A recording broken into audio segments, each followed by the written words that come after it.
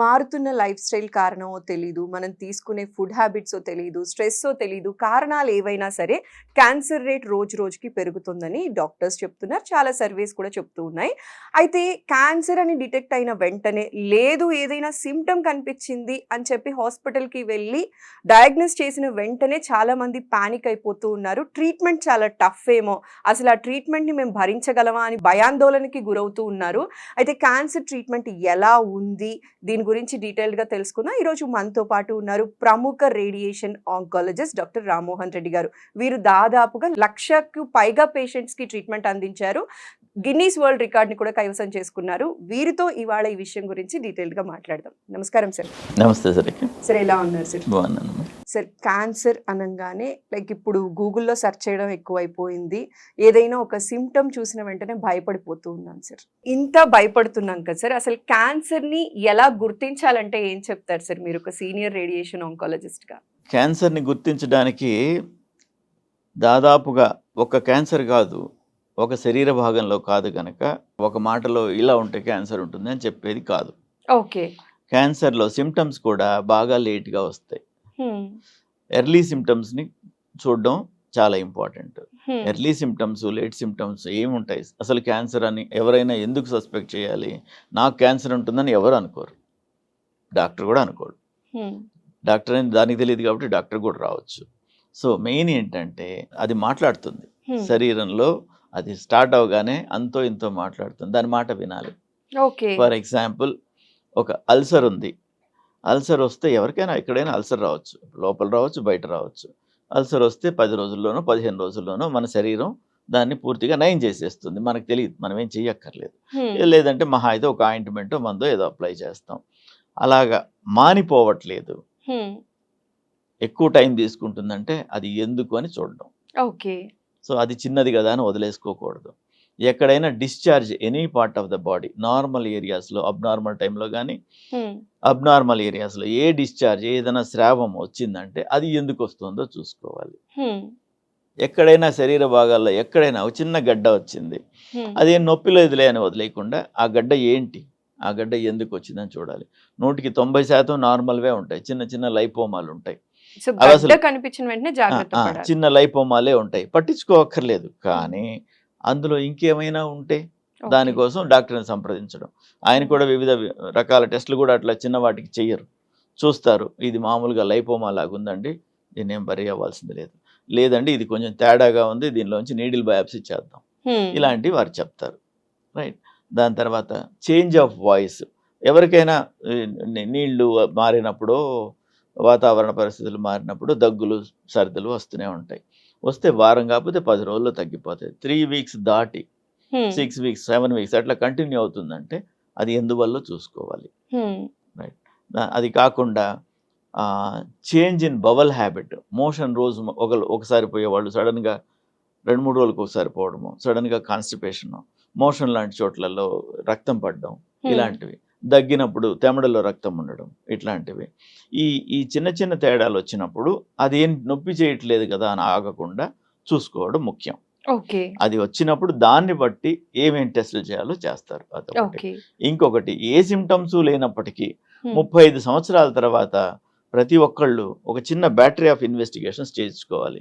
అవేంటంటే సిబిపి అంటాం, complete blood picture. అంటే బోన్ మ్యారో ఎలా పనిచేస్తుంది, మన శరీరంలో రక్తం ఉత్పత్తి ఎలా ఉంది, ఇలాంటి వివరాలన్నీ తెలుపుతుంది. దాని తర్వాత రీనల్ ఫంక్షన్ టెస్ట్లు అంటాం, ఒక బ్లడ్ యూరియా, ఒక సీరం క్రియాటినిన్. అవి నార్మల్ ఉంటే కిడ్నీ దాదాపుగా పనిచేస్తోంది, పెద్ద వరి అవ్వక్కర్లేదు అనుకోవడం. దాని తర్వాత ఒక ఎక్స్రే చెస్ట్. ఎక్స్రే చెస్ట్ ద్వారా చిన్న లంగ్లో అసలు తెలియకుండా ఉండేంత సైజ్ లీషన్స్, కాయిన్ లీషన్స్ అని ఉంటాయి. అలాంటివి ఏదన్నా ఉంటే అది ఏంటని ఎవాల్యుయేట్ చేసుకోవడం. అది బయటపడ్డ దాకా మనం ఆగకుండా దాన్ని మనం బయటకు తీసుకొని చూడడం. అది. దాని తర్వాత అల్ట్రాసౌండ్ అబ్డోమెన్. అబ్డోమెన్లో ఇట్స్ ఎ పండోరా బాక్స్ అంటాం సర్జన్స్ని. పండోరా బాక్స్ అంటే ఆ మెజిషియన్ ఏదేదో తీస్తుంటాడు ఒక బాక్స్లోంచి. ఏనుగుని తీస్తాడు, ఎలుకను తీస్తాడు, ఏనుగుని పెట్టేస్తాడు, మనిషిని పెట్టేస్తాడు. అందులో ఏముందో ఏం పోతుందో తెలియకుండా. సో అలాంటి విచిత్రమైన ప్రదేశం మన శరీరంలో అబ్డోమెన్. దానిలో కొంతవరకు నీడల ద్వారా కనుక్కునేదానికి అల్ట్రాసౌండ్ ఎగ్జామినేషన్ చేస్తాం. లివర్ ఎలా ఉంది, కిడ్నీస్ ఎలా ఉన్నాయి, ఇంకేమైనా అబ్నార్మల్ థింగ్స్ ఉన్నాయా, యూరినరీ బ్లాడర్ ఎలా ఉంది, దానిలో ఇంకేమైనా ప్రాబ్లం ఉందా, ఇట్లాంటివన్నీ, ఓవరీస్ ఎలా ఉన్నాయి విమెన్లో, యూట్రస్ ఎలా ఉంది విమెన్లో, ఇలాంటివన్నీ ఈజీగా చాలా వరకు అక్యూరసీతో కనుక్కోగలుగుతుంది అది.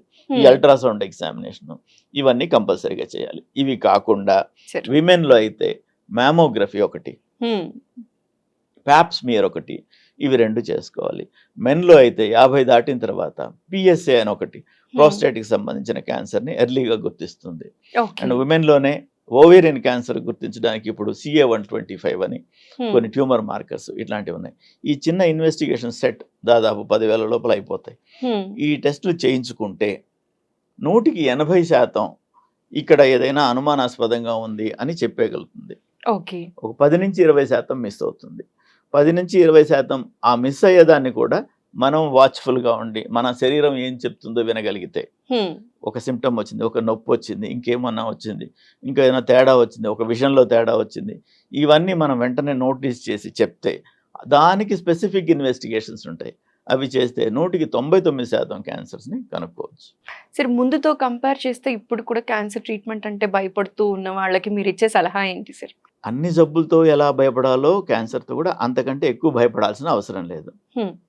భద్రత కోసం ఇంకొంచెం ముందుగా పరిగెట్టి చూపించుకోవాలి డాక్టర్కి. ఓకే. ఆ భద్రత కోసం ఇంకొంచెం ముందుగా రావడం వదిలేసి, అమ్మో ఏమంటాడో డాక్టర్ గారు, అమ్మో ఏం చెప్తారో, ఏం డయాగ్నోసిస్ చేసినా నిన్న డయాగ్నోస్ చేసింది ఈ రోజుటి కంటే బెటర్, రేపు ఇంకా ఘోరం.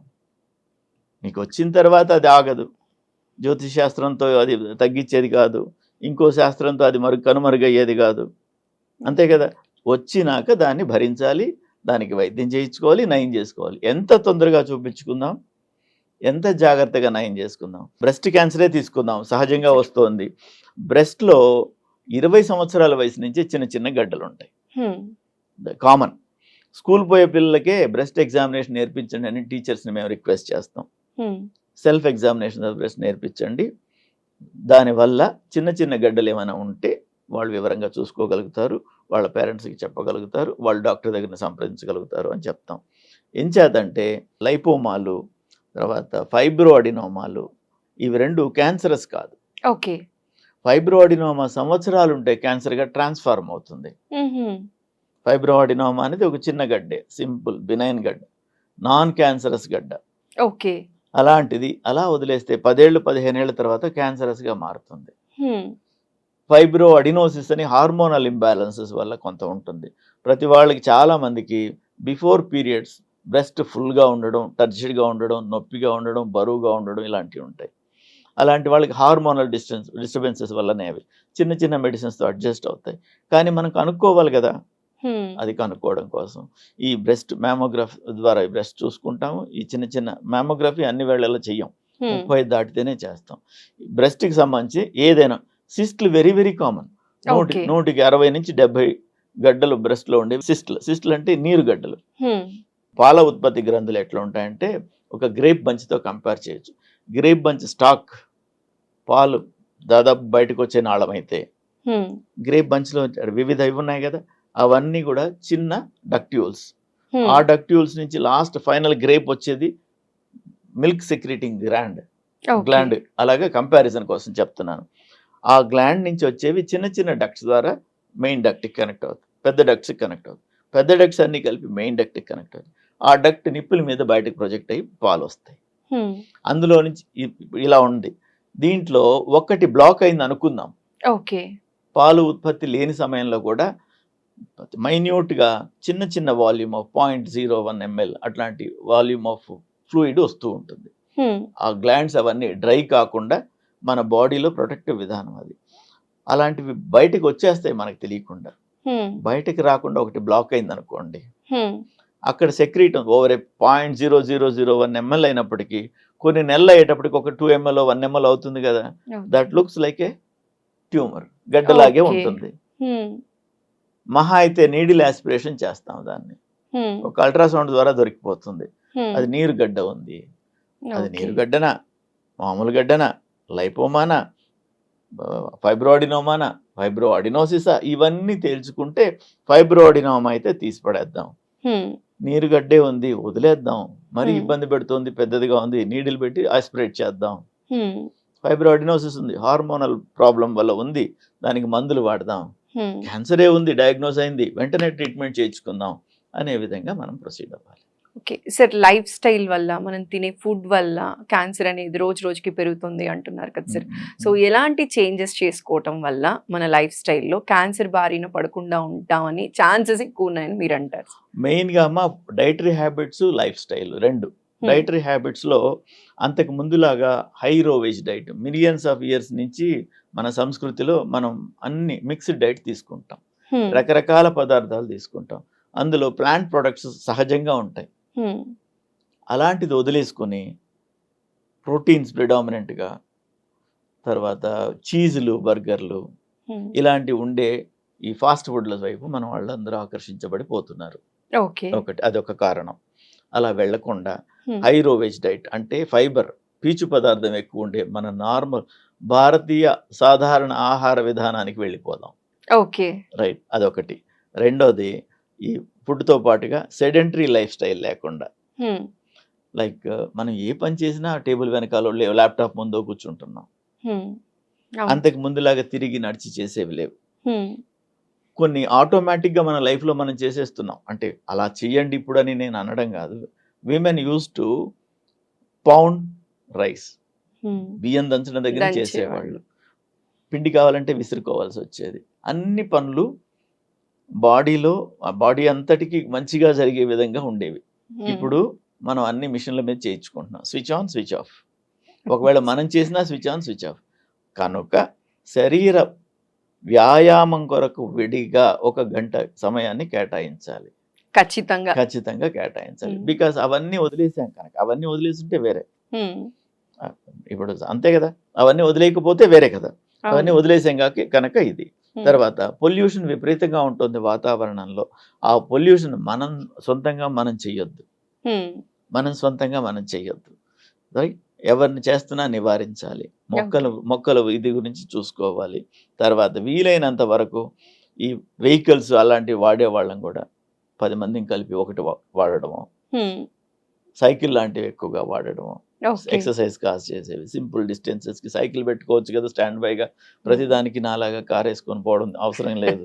నేను కూడా అలా చేస్తున్నానేమోనని నేను సవివరంగా ప్రతిరోజు ప్లాన్ చేసుకుంటాను లైఫ్. ఇన్స్పైట్ ఆఫ్ దట్ ఇంకా మొక్కల గురించి చూస్తాను. మొక్కలు ఇలాంటివి కావాలి. ఆహారం కూడా నమ్మకం లేక ఆర్గానిక్ అని అన్ని పేరు పెట్టేస్తున్నారు, రేటు పెట్టేస్తున్నారు. నేనే పండించుకుని తింటున్నాను. ఎవరమైనా పండించుకోవచ్చు. ఒక 100 SFT ఉంటే, 100 SFT ఇంటి పక్కన ఉంటే, లేదు టెర్రస్ పైన 10 కుండీలు పెట్టుకునేంత స్థలం ఉంటే మీ ఆకుకూరలు మీరు పండించుకుంటారు. మూసి ఒడ్డున పడ్డే ఆకుకూరలు తెచ్చుకుని తినక్కర్లేదు, మనమే సొంతంగా పండించు. ఏముంది, ఒక పూల కుండీలో చల్లితే సరిపోతుంది. అది రిపీటెడ్గా 4 సార్లుగా కట్ చేసుకోవచ్చు. చిన్నవే. ఇలాంటి చిన్న తేడాలతోని డైట్లో భద్రత, తర్వాత ఎక్సర్సైజ్ చేయడం. ఇంకోటి, మనం బయట తినే పదార్థాలలో చాలా ముఖ్యమైనది నూనె రీయూజ్ చేస్తారు. ఇంట్లో కూడా మనం కొన్నిసార్లు వాడతాం. ఈరోజు వడవేసాం, బాగా ఒక 1/2 లీటర్ నూనె మిగిలింది, దాన్ని రేపు పోపులో వేద్దాం, లేకపోతే ఎల్లుండి బజ్జీ దాంతోనే వేద్దాం. ఇలాంటివి చేయొద్దు. అంటే ఒకసారి వాడిన ఆయిల్ని మోతాదుగా వాడుకోండి. ఎక్కువ వాడవలసి వస్తే పడేయండి.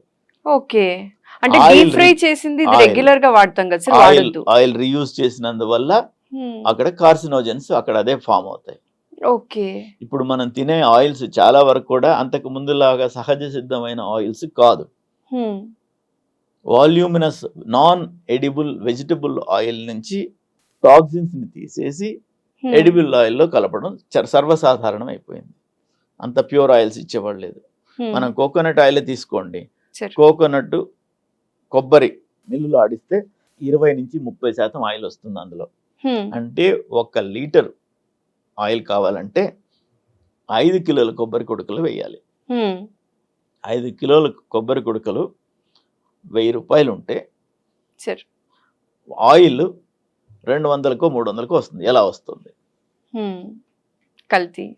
చేయకపోతే చేయలేరు. ఎలా చేస్తారు? వాళ్ళు వ్యాపారం చేస్తున్నారు, వాళ్ళు సోషల్ సర్వీస్ ఏం చేయట్లేదు కదా. సో కాస్త ఏదో విధమైన ఆయిల్స్ని, మేబీ నాన్ టాక్సిక్ అనుకుంటారు వాళ్ళు. నాన్ టాక్సిక్ అంటే టాక్సిన్స్ తీసేయగానే మొత్తం 100% తీసేయగలిగావని ఏంటి రూలు? ఎవరు ఎంత జాగ్రత్తగా మనం వాడే పదార్థాలని స్ట్రాటిఫై చేస్తున్నారు, ఇది ఎడిబుల్ ఇది నాన్ ఎడిబుల్ అని. అంచేత మనం వీలైనంత వరకు మనం అన్ని నార్మల్ హ్యాబిట్స్ ఉండడం ఒకటి, ఆయిల్స్ తక్కువ చేసుకోవడం, విపరీతమైన ఫ్రైస్ వాడకపోవడం, సెడెంటరీ లైఫ్ స్టైల్ నుంచి యాక్టివ్ లైఫ్ స్టైల్కి రావడం, ఇవన్నీ ఇంపార్టెంట్. బాడీ వెయిట్ మెయింటైన్ చేసుకోవడం చాలా మంచిది. ఓకే. సో ఒబెసిటీ బారిన పడకుండా నార్మల్ బాడీ వెయిట్ లో మన ఆహార విధానం విపరీతమైన మాన్యువల్ లేబర్కి సరిపోయే విధానం. ప్రపంచ దేశాల్లో ప్రతి మీల్లో మినిమం 80 గ్రాముల ప్రోటీన్ తింటారు చాలా దేశాలలో. పావర్టీకి గురై మరి డౌన్ ట్రాడన్ కంట్రీస్ని వదిలేసుకుంటే జనరల్గా 80 గ్రాముల ప్రోటీన్ ఎవ్రీ మీల్లో తీసుకుంటారు, అది అవసరం. ఓకే. మనం అర్ధ కిలో కార్బోహైడ్రేట్ తీసుకుంటాం కానీ 10 గ్రాములు 20 గ్రాములకు మించి ప్రోటీన్ తీసుకోం. అర్ధ కిలో కార్బోహైడ్రేట్ అరిగించుకోవాలంటే పొద్దుటి నుండి సాయంత్రం వరకు విపరీతమైన మాన్యువల్ లేబర్ చేయాలి. మనం చేస్తున్నామా, మనం చేయగలమా? మనం చేయలేము, మనం చేయట్లేము. అంచేత ఎక్సర్సైజ్ ఒకటే, ఎక్సర్సైజ్ ఒకటే, ఎక్సర్సైజ్ ఒకటే. Thank you so much sir. చాలా సవివరంగా క్యాన్సర్ బారిన పడకుండా ఉండాలంటే ఇప్పుడున్న లైఫ్ స్టైల్లో ఎలాంటి చేంజెస్ రావాలి, మనం తీసుకున్నటువంటి ఆహారపు అలవాట్లో ఎలాంటి మార్పులతో మనం ఆరోగ్యంగా ఉండొచ్చు అని చెప్పి మా వాళ్ళకి అర్థమయ్యేలాగా సవివరంగా తెలియజేసినందుకు ప్రత్యేక ధన్యవాదాలు సార్. నమస్కారం. Thank you.